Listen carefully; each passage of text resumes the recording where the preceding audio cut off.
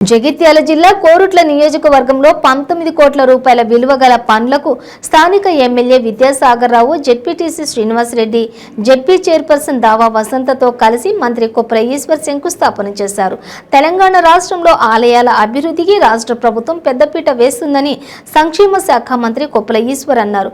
జగిత్యాల జిల్లా కోరుట్ల నియోజకవర్గంలోని మల్లాపూర్ మండల కేంద్రంలోని సోమన్నగుట్టపైకి 10 కోట్లతో తలపెట్టిన ఘాట్ రోడ్డు నిర్మాణానికి Korutla MLA Vidyasagar Rao, ZP chairperson దావా వసంతతో కలిసి మంత్రి కొప్పుల ఈశ్వర్ భూమి పూజ చేశారు. దీంతో పాటుగా 2,20,00,000తో మల్లాపూర్ వడ్డెర కాలనీ వద్ద బ్రిడ్జి, 2,80,00,000 రూపాయలతోటి మెట్పల్లి మండలం పెద్దాపూర్ రామారావుపల్లి బ్రిడ్జి, 4 కోట్ల రూపాయలతోటి మెట్పల్లి మండలం కొండ్రికర్ల బ్రిడ్జి నిర్మాణానికి శంకుస్థాపన చేశారు. ఈ కార్యక్రమంలో ఎమ్మెల్యే విద్యాసాగర్ రావు, జిల్లా రైతు సమన్వయ సమితి అధ్యక్షులు సిటీ రామారావు, ఎంపీపీ సరోజతో పాటు సర్పంచులు, ఎంపీటీసీలు, ఇతర ప్రజాప్రతినిధులు పాల్గొన్నారు.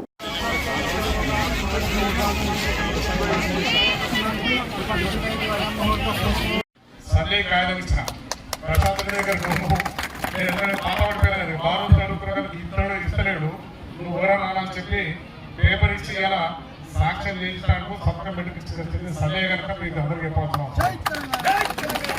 చెప్పాల్సిన ఇది ఎంతో మంది ప్రజలు కోరుకుంటారు. నువ్వు పోయిపోతే ఎక్కడవాడు ప్రశాంత్ రెడ్డి గారు పోయాడు అన్నాను అంటే ఏ డాడీ కవిత ఎన్నోసార్లు చెప్పారు కానీ ఆఖరి సంవత్సరం వరకు సంతకం పెడతారు. ఒక 10 కోట్లు మనం మంజూరు చేస్తారు.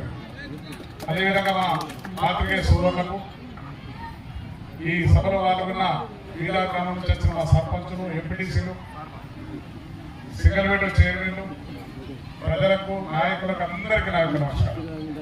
చాలా సంతోషం. ఎందుకంటే దాదాపు 10 సంవత్సరాల నుంచి నేను కూడా సోమరం ఎక్కుతున్నా. రాత్రి 9 గంటలకు చూడంటే విద్యుత్ గిరాకీ వరకు 12 గంటది. మొన్న కూడా మన శివరాత్రి ఒక కరోనాప్పుడు ఒక సంవత్సరం ఎక్కలేదు కానీ ప్రతి సంవత్సరం కూడా సోమరం ఎక్కుతున్నాం. నా ఎవరి కూడా సదరెడ్డి అన్నట్టు, మా రస అన్నట్టు నా ఎవరు మా అమ్మకు వస్తుంది. ఆనందంగా పక్కన పొద్దు నుంచి 15 దేవాలయం తీసుకోవాలి. శివరాత్రి నాడు వచ్చి ఒకసారి 2 సార్లు ఎక్కి ఒకసారి డాక్టర్ కదా పోయినా ఒక డాక్టర్ యాక్సిడెంట్ అయితే డాక్టర్ తీసుకుపోయాను. అక్కడ అయిన తర్వాత నేను ఎక్కలేదండి, నేను కింద కూర్చుంటా, మీరు ఎప్పుడు రోడ్ వేస్తే వచ్చి సోమరం దర్శనం చేసుకుంటా కానీ అని చెప్పి కింద అక్కడ పెట్ట కలుగుతుంది. నేను వచ్చాను నాకు కూడా పట్టుదల ఎక్కువైంది. ఎట్లా చేయాలి ఇది పెద్ద అవసరం. ఇక్కడ చాలా చూస్తున్నా, ఎక్కడ చూస్తున్నా పెద్ద పెద్ద మనిషి ఆయాస పడుతున్నా ఎక్కడ ఇక్కడ భగవంతుడి మీద ప్రేమ, భగవంతుడి మీద అభిమానం, భగవంతుని చేరుకోవాలి, భగవంతుని దర్శనం చేసుకోవాలని మంచి ఉద్దేశంతో దాన్ని ఉపయోగించబడుతుంది. ఎక్కడ కూడా ఈ సౌకర్యాలు దాదాపు 25-30 కోట్ల ఎస్టిమేట్ చేసింది. మొదలైతే 10 కోట్లు ఇస్తే ఒక రహదారి ఉంటే ఎక్కడ ఆయన సీసీ కానీ మీడియా ఏం వస్తుందో తెలుస్తున్నాం. వెంటనే ఒక ఆపేది లేదు. కొంతమంది మీరంటున్నారు పత్రికలు రాసి తెలిసిపోతుంది. మన తెలుగుని దుమారు తెలుగుని గోపులు అన్నట్టు కాబట్టి నేను ఎప్పుడు చేసే పని ఎంత చెప్పిన పని చేస్తా. నా అలవాటు వాళ్ళ అభివృద్ధి కాలేదంటే మా మొదలు సోమరపూడి గారికి రమ్మని ఎవరైతే అభివృద్ధి కాలేదు ఏ పార్టీ అంటారో అంటే అభివృద్ధి అనేది ఒకటి మిగిలిపోయింది. వాళ్ళ ఇంటికి ఒక సున్నా వేయాలండి. వాళ్ళ ఇంటికి సున్నా అది అభివృద్ధి కావచ్చు. ఏది లేదనుకుంటా ఎక్కడ బ్రిడ్జ్ అవసరం పడితే అక్కడ బ్రిడ్జ్ చేస్తా. ఎన్ని రోడ్లు వేయాలా ఒకనాడు మంత్రి అన్ని సౌకర్యం తెచ్చుకోవడం ఇక్కడికి వచ్చాం. ఇన్ని డబ్బులు రోడ్లు వేసుకోవాలి. మా అన్ని ఇష్టం అంటాడు. నువ్వు ఏదో కాదు చెప్తావా, ఎట్లా వద్దు ఎట్లా తెచ్చుకుంటూ వెళ్ళి చేసుకున్నా ఇష్టం పెరుగుతున్నాను. ఆ విధంగా ప్రతి రోడ్డు డబ్బులు చేసుకోవడం. ఒకటే ఒక రోడ్డు డబ్బు రోడ్డు ఇంక వెళ్ళేది వర్షకొండ నుంచి ఎంత వరకు ఒక డబ్బులు అది కూడా లైన్ పెట్ట అది కూడా లైన్ ఉన్నది. ఇప్పుడు ఆగా నెక్స్ట్ ఇస్తారని చెప్పి ప్రశాంత్ రెడ్డి నా పార్టీ నెక్స్ట్ సంవత్సరం చూపిస్తాను. ప్రశాంత్ కనుక డబ్బు బాగా అంటే వేరే కనుక ఇట్లా పోయేందుకు రోడ్డు చేసుకున్నాం. రోడ్ల స్టార్ట్ అయినామంటే మళ్ళా రోడ్డు పోయేందుకు ఎన్ని చూస్తే డబ్బు రోడ్డు తీసుకున్నాం. ఎక్కడ సింగిల్ రోడ్డు చిన్న రోడ్డు వదిలిపెట్టకుండా మన రోడ్డు ఉంది. వాళ్ళ స్కూల్ పోయారు. దాంట్లో రాత్రి ఏం చేస్తున్నాం, వాళ్ళ స్కూల్ వర్షపడ్డది.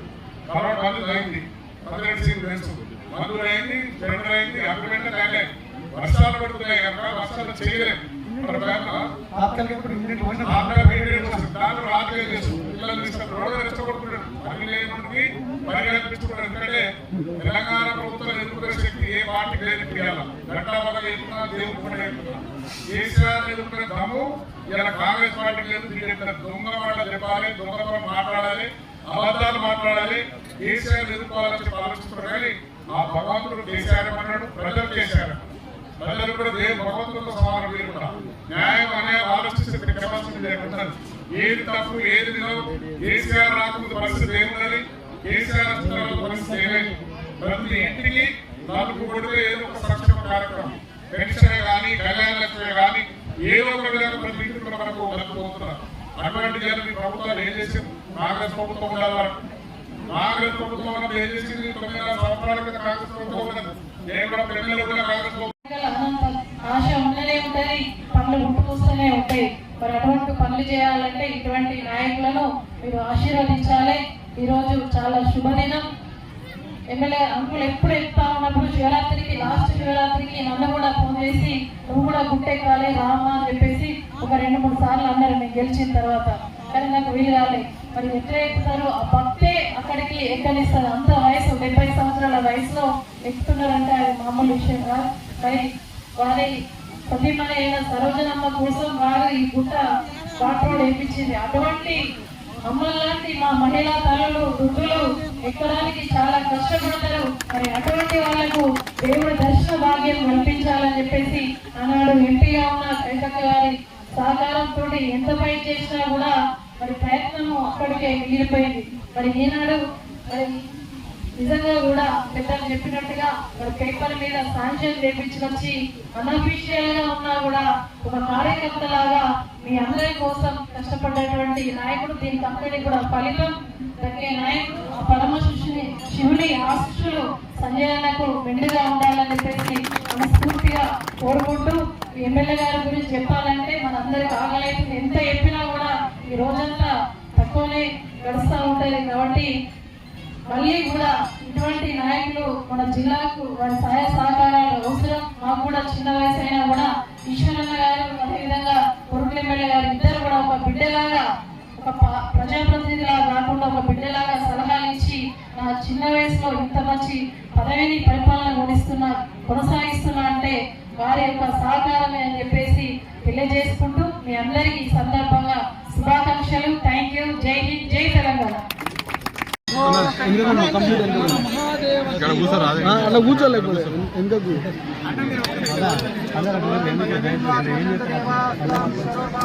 రాజధాని ఒకసారి పంతులు కూడా ఎంత జరుగు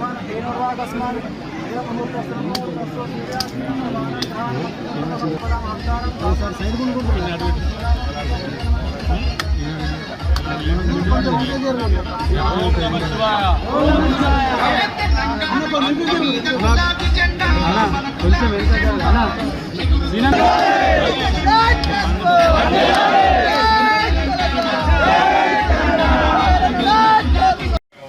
నాయకులతో పాటు ఎమ్మెల్యే గారు కూడా ఇక్కడి ప్రస్తావించడం జరిగింది. ఒక మాటలో చెప్పాలంటే తెలంగాణ రాష్ట్రం అంటేనే అభివృద్ధి తెలుసు. దేశంలో ఏ రాష్ట్రంలో మనలో అంటే దరిదాపులలో కూడా అభివృద్ధి అంటేనే తెలంగాణ రాష్ట్రం.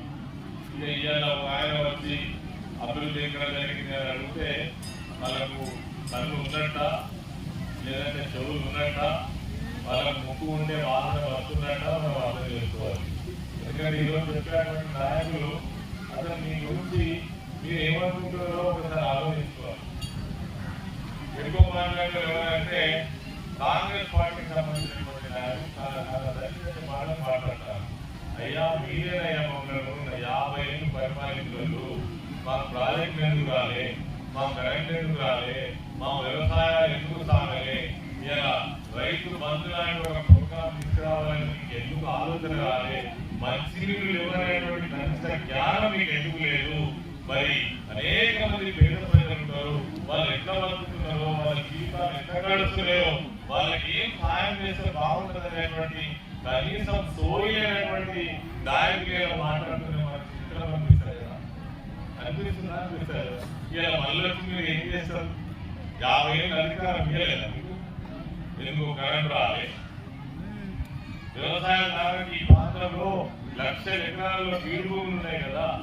ఆనాడు ఆత్మహత్యలు, ఆకలి చావులు సాగినటువంటి వెనుకబడ్డ ప్రాంతంలో గుర్తించబడినటువంటి మరి తెలంగాణ అంటేనే అసలు బీడు భూములకు కేరాఫ్ తెలంగాణ ప్రాంతం, ఆత్మహత్యలకు కేరాఫ్ తెలంగాణ ప్రాంతంగా ఒకప్పుడు ఉండేది. ఇలా నీళ్లు రాని ప్రాంతం చూపిస్తారా కాంగ్రెస్ నాయకులు? కరెంటు రాని గంట చూపిస్తారా? పంటలు పండినటువంటి ప్రాంతం చూపిస్తారా? అసలు ఏ విషయంలో అభివృద్ధి జరగదు. నువ్వు ఏ రంగంలో చూసుకో నెంబర్ 1 దేశంలోనే. ఇలా మీరు ఎడ్యుకేషన్ కావచ్చు, హెల్త్ కావచ్చు, గ్రామాల అభివృద్ధి కావచ్చు. చూద్దామా ఒక గ్రామాన్ని? ఏ రాష్ట్రంలో కూడా తెలంగాణ రాష్ట్రంలో ఉన్న ఒక గ్రామం పోలి లేదు. మీ మధ్యప్రదేశ్ కావచ్చు, భారతీయ జనతా పార్టీ అధికారంలో ఉన్నటువంటి 4 రాష్ట్రాల్లో కాంగ్రెస్ అధికారంలో ఒక్క ఊరు పోటీ పెడతామా? మొత్తం రాష్ట్రంలో ఉన్నటువంటి 12,700 గ్రామాలు ఏ ఊరికి పోయినా అభివృద్ధి ఖచ్చితంగా కనబడతారు కదా. చెరువులు మరమ్మతులు చేసుకున్నాం, కాలువలు కట్టుకున్నాము, భూములు పెట్టుకున్నాము, ఇతర కెనాలు చేస్తున్నాము. ఎక్కడికి పోతే అక్కడ అభివృద్ధి. ఈ రోజు చూస్తే 12 కోట్ల రూపాయలతో బ్రిడ్జి రోడ్డు, సోమన్నగుట్ట, పెద్ద పెద్ద నాయకులు నిర్ధారణ మాట్లాడాలని చెప్పారు. దండి నాయకులు వచ్చి మాటలు చెప్పిపోయి మరి కాకపోయినటువంటి అసలు ఇన్ని రోజులు ఈ డబ్బులన్నీ ఏడిపోయి తెలంగాణ రాష్ట్రం వచ్చినాకనే వేల కోట్ల రూపాయలు ఒక్కొక్క ప్రాంతానికి వస్తున్నాయి. ఎట్లా వస్తున్నాయి?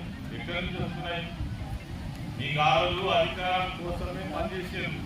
మీ ఆరాటం అంతా ఇప్పుడు కూడా కాంగ్రెస్ నాయకులు అర్జెంట్ గా మీకు అధికారం కావాలి, ప్రజల సమస్యల పరిష్కారం కాదు, మళ్ళా తిరిగి అధికారం కావాలి. దానికోసం ఎన్ని తప్పులైనా మాట్లాడడం, ఏది మాట్లాడాలంటే సిద్ధపడతారనేది మనకు అర్థమవుతాం. అదేవిధంగా ఈ ప్రాంతంలో కొంత బీజేపీ ప్రభావం కూడా ఉన్నది. మరి నిజంగానే ఒక్కసారి ఏ ఊళ్ళకి వస్తే ఆ ఊళ్ళే బీజేపీ నాయకులు ఖచ్చితంగా ప్రజలు ప్రశ్నించాల్సిన అవసరం ఉంది. వడ్లు కొనడానికి మీరు కాదా? కరెంటు మోటార్లకు మీటర్లు పెట్టడం మీరు కాదా? మళ్ళా ఎత్తేయమనేది మీరు కాదా? అసలు పోనీ ఈ 9 సంవత్సరాలలో ప్రజల కోసం ఒక్క మంచి పని చేసిందేమో చెప్పండి. ఆ మంచి పని పేరు ఎవరైనా చెప్పగలుగుతారా? ఇక్కడ ఒకటంటే ఒకటి. పోనీ టీఆర్ఎస్ పార్టీ అధికారంలోకి వచ్చిన తర్వాత కేసీఆర్ గారి నాయకత్వంలో ఎన్ని కార్యక్రమాలు అంటే గంటన్నర ఇవ్వకుండా చెప్పాలి. ఒకటి వరుస పెట్టి ఎవరైనా చెప్తారు ఊళ్ళలో పోయి. మరి మీరు చెప్పుడు రేపు ఓట్ల కోసం అంటుడు, వాళ్ళ మాటలన్నీ కొంతమంది నాయకులు అగమగమవుడు. ఇవన్నీ నాయకులు కూడా ఖచ్చితమైనటువంటి ఒక నిశ్చయంతో ఉండాలి. ప్రజలను చైతన్యవంతం చేయాలి. ఏ గ్రామంలో అయినా మనకి ఇక్కడ ఇప్పుడు ఉన్నటువంటి ఎన్ని మాటలు చెప్పండి కదా, ఏ ఒక్కరైనా నెరవేర్చిందా? మరి ఎందుకు గెలిచినట్టు, ఎవరి కోసం గెలిచినట్టు? కేంద్రంలో వాళ్ళ ప్రభుత్వం ఉండదు, ఇటున్న పుల్లాకు పెట్టాలి, పక్కన మట్టి ఏ ఊర్లో పోయాలి, మళ్ళీ ఏ ముఖం పెట్టుకుని వస్తావు ప్రజల దగ్గరికి అడగాల్సినటువంటి అక్కడ ఉంది. కాంగ్రెస్ ప్రభుత్వం ఉన్నారని వాళ్ళని కూడా అడగాల్సిన అక్కడ ఉండదు. ఇవన్నీ కూడా ఏ గ్రామానికి ఆ గ్రామం, ఏ మండలానికి ఆ మండలంలో మరి ఇంత గొప్ప నాయకులు నాకు తెలిసి సాధారణ గురించి చాలా సంతోషం అనిపిస్తుందంటే మంచి టీం ఇది. ఏ మండలానికి మీద బ్రహ్మాండమైన టీం. ఆ మండలం చూసుకుంటే ఎంతో జిల్లు ఎంత బ్రహ్మాండంగా నిజమే చెప్తుంటే అబద్ధం కాదు. మరి ఇంత పెద్ద నాయకత్వం ఉన్నటువంటి ప్రాంతంలో మనం దారిపోయేటువంటి కథ ఉంటుందా? రేపు ఎన్ని వేల బ్యాంకులు గెలిపిస్తారో డాక్టర్ సంజయ్ గారిని